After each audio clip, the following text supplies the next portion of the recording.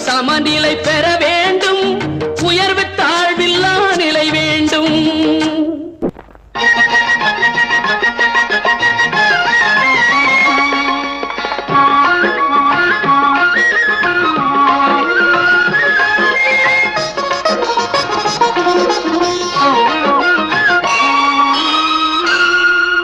இறைவன் படைத்த உலகை எல்லாம் மனிதன் ஆளுகின்றான். மனிதன் வடித்த சிலையில் எல்லாம் இறைவன் வாழுகின்றான். இறைவன் வாழுகின்றான்.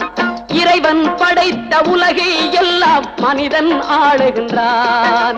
மனிதன் படைத்த சிலையில் எல்லாம் இறைவன் வாழுகின்றான். இறைவன் வாழுகின்றான்.